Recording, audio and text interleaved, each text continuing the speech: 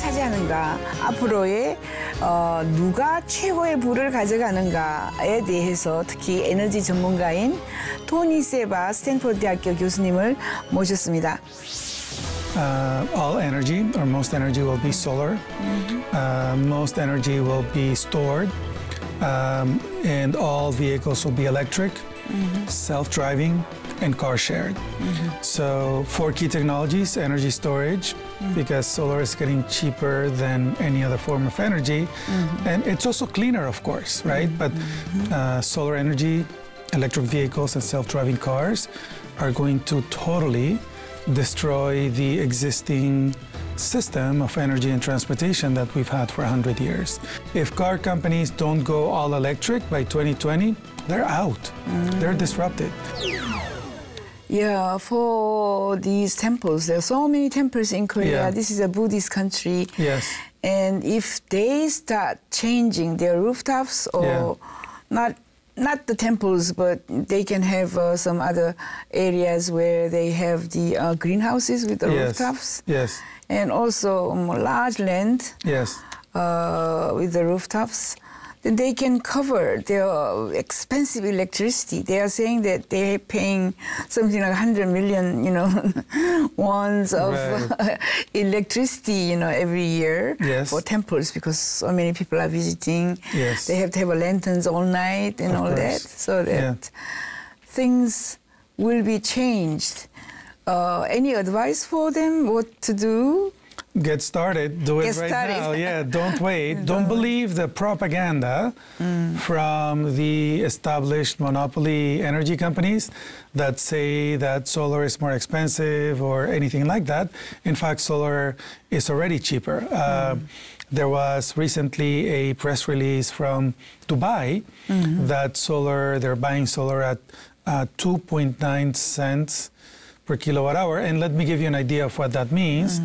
That is the equivalent of oil at $5 a barrel. Oil $5 a barrel. At the moment, it went up to $100 dollars a barrel. Now it's $50. It's $50, and people think it's cheap, but solar is at $5. Right? Solar is $5 a barrel. Yes, and it's still going down. Solar is, right? And it's the equivalent of natural gas at about 2.5. And, basically, that's the cheapest gas you can ever buy, even in the U.S. So solar is still getting cheaper. So my advice, which you asked me, is just get started right now and price it. Because, in fact, the propaganda from the monopolies and the energy companies is that it's expensive. But just go and get it and do it. There are many propagandas here in Korea. And if you have a solar panels, you get sick. And you get bad fortune, or all kinds of crazy stories. That is crazy. That's desperate, actually. More than crazy, that's desperate. So people are in the farmlands. They're the farmers, and they're not well educated. They're worried, and I know. Now they're even saying that nuclear is clean, right? I mean, look at Fukushima Daiichi, all the damage that it has caused, not just economically, but also to the environment. And they're still dumping tons and tons of polluted radioactive water in the Pacific Ocean, and it's eventually going to cost trillions and trillions of dollars, and also damage, all the Pacific Ocean and the environment and so on. But there's still, the propaganda that nuclear is clean, right? Here in Korea, this is basically Buddhist country, and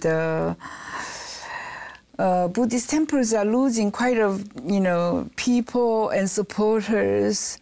And, like in other religions also, people do not go to churches anymore, something like that. So that these Buddhist temples should have some sort of a profit-making businesses. So it should be a very good business model for these temples to survive or to maintain themselves. Yes. It's possible to, a lot of European countries, what they do is they use solar energy and they sell it to the grid, to the utility, and they make money. So essentially, it's not just a way to save money, to consume your own power without paying money, but also it's a way to generate money and sell it to the utility. So when you have the land, when you have the rooftop, solar itself, photovoltaic, is becoming so cheap that it's only a small % of the total cost of installing a solar power plant. So if you have the land, if you have the rooftop, and there's enough capital that will finance solar power plants, and then you can make money doing that. So you can both be clean, save money, and also make money by selling the energy back to the utility. So, yeah, quite a lot of benefits. In Korea, there were several sort of rallies. Yes. I don't know, they may still have some rallies up against the idea of, you know, KEPCO's having huge tower of transmission towers over their land, over their mountains, or nearby the temples, so that, you know, we do not need all those, you know, transplant towers. Huge towers if we use solar. Solar can be is the one form of energy that essentially can give you independence. If you have enough rooftop and enough land, essentially, you know, you can store it in the batteries, which are coming down in cost. So essentially, you don't need to. You can get off the grid if you want to. And I'm not saying that most people will get off the grid, but if you want to, then solar gives you that possibility without having to deal with. The religious people are also environmentalists, and they are worried about climate change and water shortage. All this. This is beneficial, basically. Then it's very beneficial. I mean, this is going to happen. You know, regardless of what people believe about climate change or anything like that. But when it does happen, essentially what Clean Disruption says is that energy and transportation are going to be zero carbon industries by 2030. Zero carbon and zero pollution. By 2030. 2030, right? Wow. And zero pollution, not just zero carbon, but zero radioactive pollution. And also, you know, energy generation, thermal generation today uses a lot of water, a lot of fresh water that could be used for agriculture, that could be used for animals, that could be used for human consumption. And solar and wind, neither one of them consumes any water, right? Once in a while you need to wash it, but that's it. Inverter, you need to change an inverter, you need to change it every 10 years. Every 10 years? Every 10 years. But other than that, basically it takes care of itself. So this is the easiest job. Solar job's the easiest job. You install it, you just get the money monthly. And then 10 years, you change the inverter, that's it. That's it. Yeah. That's it. It's a no-brainer, right? Yes. It's a no-brainer. And it's getting so cheap that, it's a no-brainer. So it is beneficial. It is also, it is very good solution for climate change and all this. Why don't we do it right now? Well, it's happening. I mean, solar actually has been since 1990 or so, has been doubling the installed base every 2 years. So despite all the opposition from the monopolies and the energy companies and so on, solar has been doubling every 2 years since about 1990. And today is about 1.5% of world energy, which doesn't sound like much. But if you keep doubling every 2 years, then you ask yourself, how many more doublings until it's 100%. So 1.5% goes to 3%, 6%, 12%, 24%, 48%, 96%. So we need 6 more doublings in order for solar to be 96% of world energy supplies. That means 12 years. Yeah, 12 years. 12 years, right? That's 2028. That's 96% of world energy. And assuming we're going to consume more energy then, you double one more. And by 2030, solar is going to be almost 200% of world energy generation. So we're going to have more energy than we even know what to do with. Wow. Yeah. So what other countries are doing, like, Saudi Arabia and some other countries who are selling the oil, like Russia? What would happen without oil? So 2 years ago, before or even right after the clean disruption came out, they would have said, well, it's crazy, right? I mean, oil was at 110, and they were very happy with things the way they were. But now they're paying attention. So Saudi Arabia just came out with something called Saudi Vision 2030. I wonder where they got that number, right? For me, 2030, 2020, yeah, 2050. Exactly. So clean disruption by 2030. So they know, now they understand that it's going to be disrupted, oil is going to be disrupted by 2030. 60% of petroleum worldwide goes into transportation. Since transportation is going to be all electric by 2030, EV by 2030. EV by 2030, that means that 60% of the petroleum market will be gone. Gone. Not because there's no supply, but because there's no demand. So countries like Saudi Arabia get that.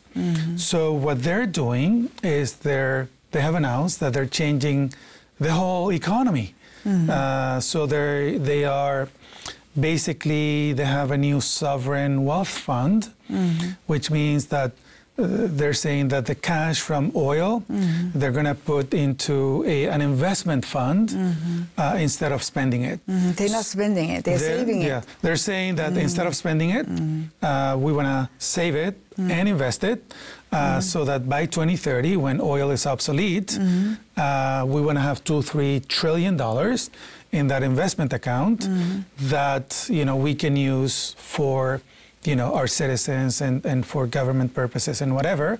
But also in the meantime, they say that they're going to attract new industries and so on. And the Saudi Aramco, the oil company, the national oil company, they're going to list it in the market so that they're taking it public, which would have been unthinkable 2 years ago. That's right. So they're listing it so that essentially they can take some of that money off the table and put it in the sovereign wealth fund.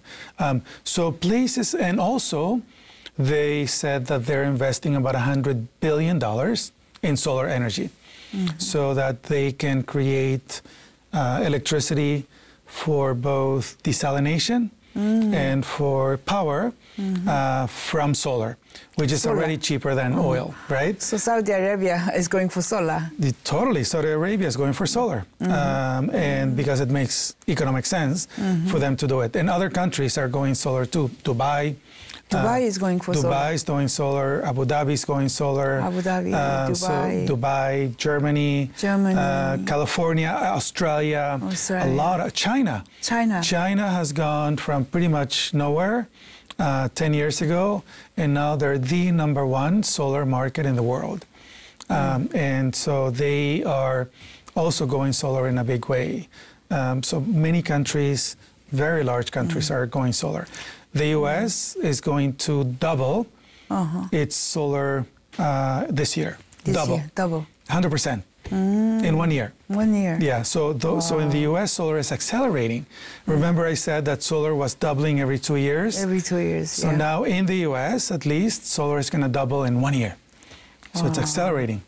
So people are asking you to come and talk to them, and what do they ask you? What are you going to do with this sort of disruption? What am I going to do? Yeah. You're going to help all these countries, or you're going to help humankind? Yes, which is what I'm doing now. A lot of countries are asking me to advise them. So I've talked to many ministers of energy and minister of science and ministers of transportation and so on, who are asking me to advise them on what to do, essentially. So that's one of the ways in which I'm helping humanity, so to say, in helping them go through the transition. Yes. Are you trying to do some sort of business with this accelerating change? Yeah, so hopefully... Of solar industry, Yeah, so hopefully at some point in the near future, I'll also help out, not just by giving advice, but also by doing solar installations and maybe raising a fund to invest in some of these technologies. So hopefully I'll do that very soon. Very so now I'm helping others, investors, to make money, and I'm helping other solar companies to make money, do good and be good, right? Make money and also be green. And soon I'm going to be able to get into the business myself and help out that way too. Also, you met with the gender equality minister in Korea yesterday. Yes. And she was asking your advice for solar jobs for women in Korea. Yes, so that was a pleasure meeting with her. And one of the interesting things about disruption is that disruptions happen in industries that the established networks don't realize is going to happen. So if you're in a new industry, if you're in a new disruptive industry like solar, essentially you have a lot of opportunities. And so whether you're a woman or you're a man or it doesn't matter who you are, there are opportunities because the established networks, the established people are not paying attention to that. So for instance, I am part of a solar incubator in the United States outside San Francisco. What is it called? It's called Powerhouse Solar. And our CEO is female. And the COO, Chief Operating Officer, is female. And many of our entrepreneurs are also female. So, basically by getting early into disruptive technologies like solar, then that provides a lot of opportunities for gender equality because you don't get the pushback from the existing power networks. Amazing. Yeah, and hopefully we'll make it happen here in Korea too, right? Yes, there are ministers interested, there are many politicians interested. Of course, Samsung SDI is meeting you several times now, and they're all interested. LG Chemical, all these are asking you for advice. This is happening. I mean, it's good that, it's good for the world, but it's good, and it's also good that it's happening, and I'm able to help them out and advise them and so on. Clean disruption, my book has been right on. I mean, it's been very, very accurate in my predictions. So it's very scientific the way that I'm predicting how things are going to happen. And because I've been so accurate, then a lot of these companies and politicians are asking me for help, and also investors. This is amazing. The changes are so surprising. It's what do you say? I'm shocked, basically. Anything else you'd like to comment, or anything to tell the Korean public? Would you like to say I think pay attention to this disruption. The disruption is happening. Solar, energy storage, electric vehicles and self-driving cars. Korea has the technologies. Korean companies have the technologies. They can make it work, both inside Korea and as an export industry.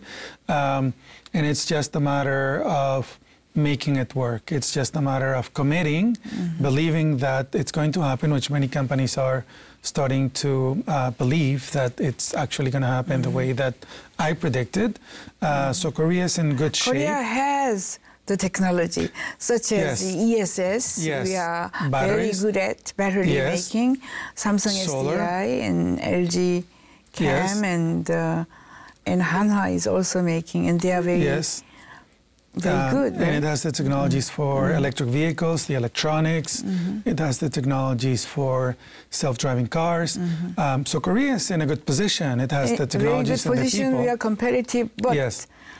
But has the government, the basically, government or exactly. public has to support. Yes. And have to have policies. Yes, the right regulations, the right policies that don't protect old industries at the expense of these new industries. That's right. We have to support new industries rather than protecting the old industries, dying industries. Exactly. So the government should protect people, not industries. So they confuse protecting old industries with protecting people. That's not what they're doing. What they're doing is essentially, protecting the people who own those old industries at the expense of the workers. What the government should do is protect the people, help them, retrain them, re-educate them, so that they can work in the new industries. And for instance, in the United States, solar already employs 3 times the number of workers as the coal mining industry. So protecting coal would do no good because we're generating a lot more jobs in solar energy. So create a lot more jobs, 3 times more jobs in solar industry than mining industry. Yes, already. And solar is, like I said, only 1.5% of the market. Imagine when it's 10% and 50 and 100%. So that would create millions of jobs, not just a few jobs. So if Korea, as a society, as a government, wants to make it happen, it can. It's in a good position to do that.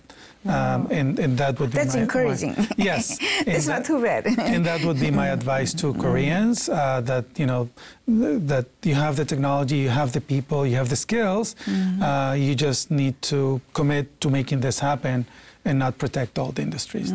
Yeah. Right. Thank you very much. My pleasure. Enlightening. Okay. Thank you very much. My pleasure. Thank you. My pleasure. Thanks for having me. Thanks for having me. That you made. Yeah. 오늘 이렇게 저희들에게 특히 용기를 주는 한국이 전 세계에 내놓아도 뭐 나쁘지 않은 거의 1등 할 수 있는 이런 기술은 가지고 있다. 그러므로 빨리 다양하게 정책을 바꾸든가 정부의 이런 그 노력을 통해서 우리가 솔라라든가 전기차라든가 뭐 이런 쪽으로 움직이는 이런 모습을 우리가 보여줘야 하겠다라고 조언을 해주셨습니다. 토니세바 교수님 오늘 정말 감사합니다. Thank you very much. Thank you.